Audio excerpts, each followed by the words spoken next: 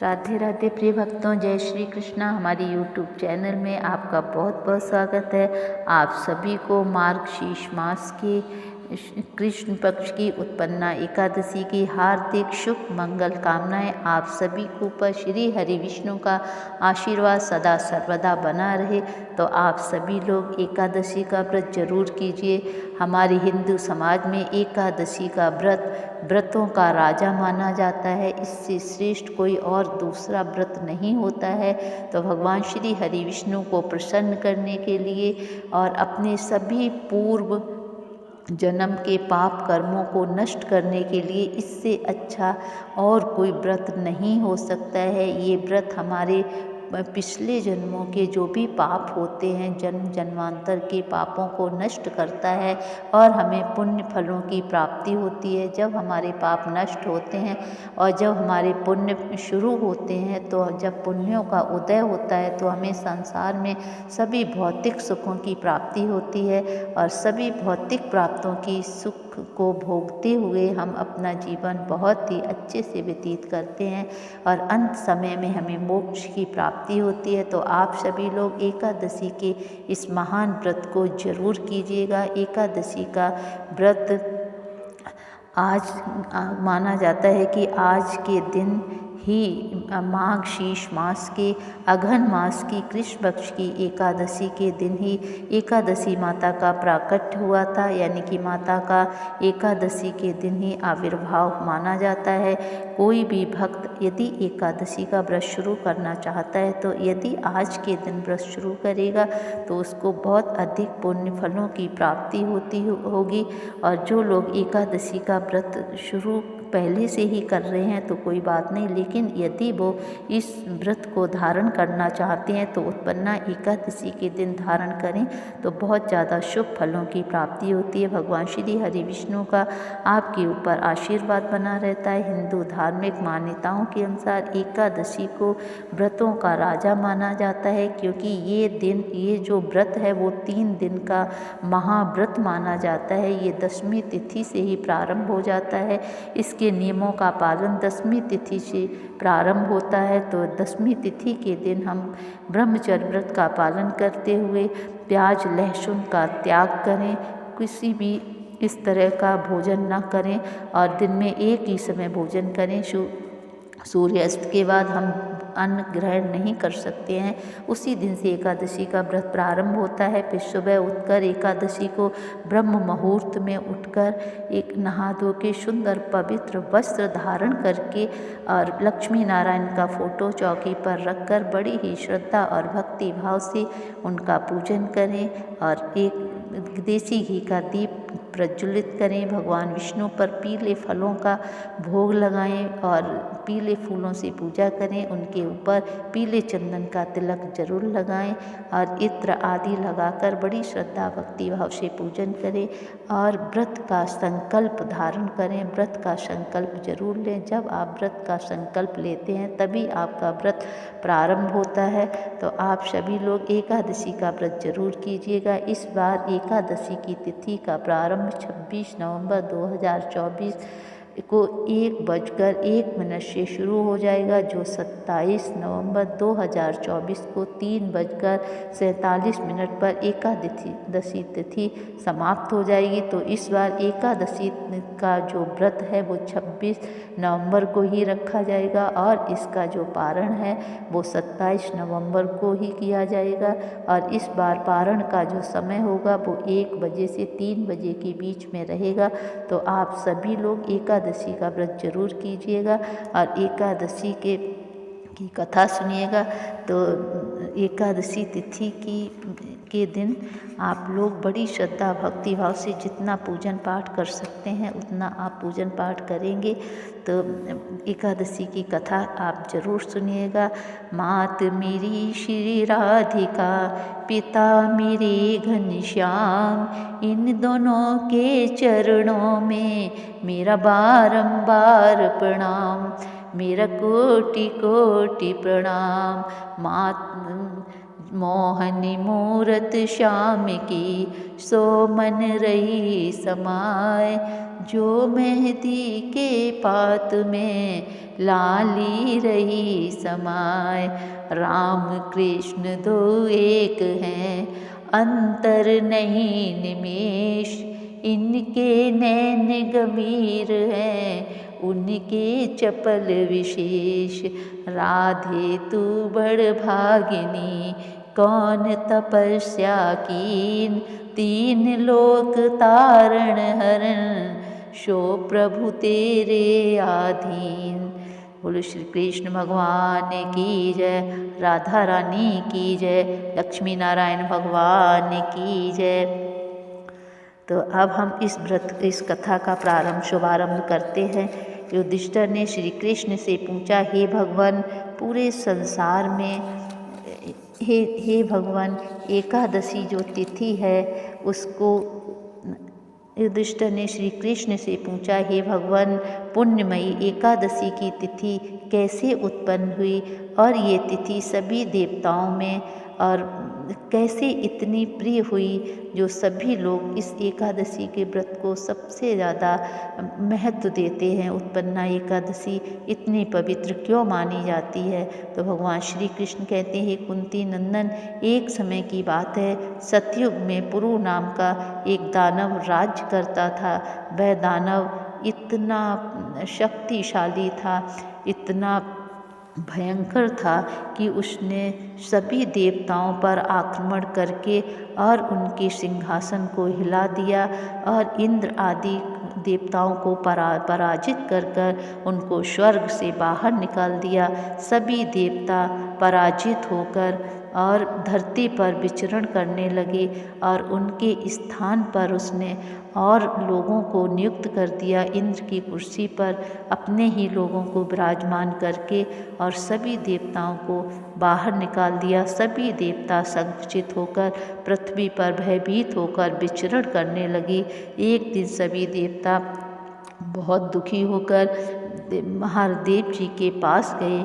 वहाँ जाकर इंद्र ने सारा हाल शिव जी को कह के सुनाया। सभी देवता स्वर्ग से निकाले जाने के बाद पृथ्वी पर विचरण कर रहे हैं और मनुष्यों के बीच में इस तरह से विचरण करना शोभा नहीं देता है। अतः आप ही कोई उपाय बतलाइए कि हम देवताओं का सहारा कौन है। हे महादेव जी, आप ही हमें कोई ऐसा उपाय बताइए जिससे हमारे देवताओं के सभी कष्ट दूर हो जाएं। देवराज इंद्र ने जब ये सब जाकर शिव जी को बोला तो शिव जी ने उनको एक उपाय बतलाया कि हे देवराज इंद्र, आप जो सबको शरण देने वाले, सभी की रक्षा में तत्पर रहने वाले जगत के स्वामी भगवान श्री हरि विष्णु गरुड़ ध्वज विराजमान हैं, तुम लोग वहाँ जाकर उनसे अपनी रक्षा की याचना करो। भगवान श्री कृष्ण कहते हैं, हे युधिष्ठिर, परम बुद्धिमान इंद्र शिव जी की ये बात सुनकर संपूर्ण देवताओं के साथ क्षीर सागर में गए, जहाँ पर गदाधर भगवान श्री हरि विष्णु सो रहे थे। तब इंद्र ने वहाँ जाकर हाथ जोड़कर उनकी स्तुति की और हाथ जोड़कर उनकी स्तुति की कि हे देव देवीश्वर, आपको नमस्कार है। आपकी गति, आप ही पति हैं, आप ही गति हैं, आप ही विघ्नहर्ता हैं, आप ही कारक हैं, आप ही माता हैं, आप ही जगत के पिता हैं। आप सभी देवताओं और दानवों दोनों ही तुम्हारी वंदना करते हैं। हे जगन्नाथ, हमारी रक्षा कीजिए। हे मधुसूदन, महाबलशाली पुरु नामक दैत्य देवताओं को हराकर स्वर्ग से बाहर निकाल दिया है। भगवान देवेश्वर शरणागत वत्सल, हे भगवान, सभी देवता भयभीत होकर आपकी शरण में आए हैं। दानवों का विनाश करने वाले कमल नयन भक्त वत्सल देवेश्वर जनार्दन, हमारी रक्षा करो। तब इंद्र की यह बात सुनकर श्री हरि विष्णु बोले कि यह दानव कैसा है और उसका रूप और बल कैसा है, तथा वह दुष्ट कहाँ रहता है, उसका रहने का स्थान कहाँ है। तब इंद्र बोले, हे देवेश्वर, पूर्व काल में ब्रह्माणी के वंश में तारजन नामक एक असुर उत्पन्न हुआ था, जो अत्यंत ही भयंकर था। उसी का पुत्र मोर दैत्य के नाम से विख्यात है। वह भी अत्यंत उत्कृष्ट पराक्रमी, देवताओं के लिए बहुत भयंकर है। वो चंद्रावती नाम की एक नगरी में उसी में अपना स्थान बनाकर निवास करता है। उस दैत्य ने समस्त देवताओं को परास्त करके स्वर्ग लोक से बाहर बिठा दिया है और उसने उनके स्थान पर अपने ही दूसरों लोगों को स्वर्ग के सिंहासनों पर बैठा दिया है। वरुण, अग्नि, चंद्रमा, वायु आदि सभी देवता को स्वर्ग से बाहर निकालकर उनके स्थान पर और अन्य लोगों को बैठाकर हमारे देवता तो पृथ्वी पर विचरण कर रहे हैं। श्री हरि विष्णु ने जब ये बात सुनी देवताओं के मुख से तो उनको बहुत क्रोध आया। उन्होंने देवताओं को साथ लेकर चंद्रावती नगरी में आक्रमण कर दिया। भगवान गदाधर ने जब दैत्य के राजा की गर्जना को जब सुना और जब उनकी गर्जना से देवता आदि भयभीत होकर दसों दिशाओं में भागने लगे, तब वह दानव ने भगवान विष्णु को देखकर और उनको बोला कि विष्णु को देखा और उनको देखकर बोला, खड़ा रहे। उसकी यह बात सुनकर, यह ललकार सुनकर भगवान श्री हरि विष्णु को बहुत क्रोध आया और उनके नेत्र लाल हो गए और वह दुष्ट दुराचारी दानव मेरी इन भुजाओं को देख, यह कहकर श्री हरि विष्णु ने अपने दिव्य बाणों से उन दानवों को मारना शुरू कर दिया। वो दानव भयभीत होकर भागने लगे। हे युधिष्ठिर, तब भगवान श्री हरि विष्णु ने दैत्य पर अपने चक्र से प्रहार किया। उनके चक्र के प्रभाव से सारे दैत्य छिन्न भिन्न होकर इधर उधर गिरने लगे। सैकड़ों योद्धा मौत के मुँह में चले गए। अब इसके बाद भगवान मधुसूदन बद्रिका धाम को चले गए। वहाँ जाकर सिंघावती नदी नाम की एक गुफा जो 12 योजन लंबी थी, उसमें जाकर गुफा में जाकर जिस गुफा का एक ही दरवाज़ा था, उसमें जाकर भगवान श्री हरि विष्णु सो गए। वहाँ पर मोर दैत्य भी उनके पीछे पीछे आ रहा था। उस मोर दैत्य ने जब भगवान श्री हरि विष्णु को उस गुफा में अंदर जाते देखा तो वह भी उनका पीछा करता हुआ उसी गुफा में घुस गया। उस गुफा का एक ही प्रवेश द्वार था। जब वो उस गुफा के अंदर घुसता है और भगवान श्री हरि विष्णु को सोते हुए देखकर वह बहुत हर्षित होता है और बहुत प्रसन्न होता है कि इस देवता को तो मैं अभी मार देता हूँ। और जैसे ही भगवान विष्णु की तरफ बढ़ता है तो भगवान विष्णु के शरीर से एक सुंदर तेजवान कन्या उत्पन्न हो जाती है। और जब वो कन्या उत्पन्न होती है तो वो कन्या बहुत ही रूपवती, सौभाग्यशालिनी तथा दिव्य अस्त्र शस्त्रों से सुशोभित होती है और इतनी शक्तिशाली होती है क्योंकि भगवान श्री हरि विष्णु के तेज से उत्पन्न हुई वह कन्या इतनी शक्तिशाली होती है कि वो जो मौर्य दैत्य को जब उसको देखता है तो वो कन्या उसके साथ युद्ध की याचना करती है और दोनों को बीच में युद्ध छिड़ जाता है। जब वह कन्या अस्त्र शस्त्रों के साथ युद्ध के मैदान में उतरती है तो वो युद्ध कला में इतनी निपुण होती है। वह महान दैत्य उस कन्या की जब हुंकार को, जैसे ही वो कन्या हुंकार भरती है, वो महादैत्य कन्या की हुंकार से ही जलकर भस्म हो जाता है और पृथ्वी पर निष्प्राण होकर गिर पड़ता है। भगवान विष्णु की जब आँख खुलती है तो जो भगवान विष्णु की जैसे ही आँख खुलती है वो उस दैत्य को मरा हुआ पाते हैं। जैसे ही उस मरा हुआ उसको दैत्य को देखते हैं तो वो प्रसन्न हो जाते हैं भगवान विष्णु और कहते हैं, हे कल्याणी, इस कार्य को तुमने तीनों लोकों के देवता और मुनि को प्रसन्न किया है। इस दैत्य का तुमने मृत्यु को देकर इस मारकर इस दैत्य को मारने से सभी देव मुनि और देवता प्रसन्न हुए हैं, क्योंकि ये इतना बलशाली दानव था जिसने सभी देवताओं को स्वर्ग से बाहर निकाल दिया था। अब मैं आपसे बहुत प्रसन्न हूँ, आप जो चाहो निसंकोच होकर मेरे से वरदान मांग लो। क्योंकि उस दिन एकादशी तिथि थी। उसने कहा, हे प्रभु, यदि आप मुझ पर इतने ही प्रसन्न हैं तो आप मुझे कृपा करके सभी तीर्थों में प्रधान और समस्त विघ्नों का नाश करने वाली तथा सब प्रकार की रिद्धि सिद्धि देने वाली देवी मैं बनूं। हे जनार्दन, जो लोग आपके साथ भक्ति रखते हुए आपकी भक्ति के साथ ही हमारा व्रत बड़ी श्रद्धा और भक्ति भाव से करेंगे, हम उनकी सभी मनोकामना पूर्ण कर सकें, आप मुझे ये वरदान दीजिए।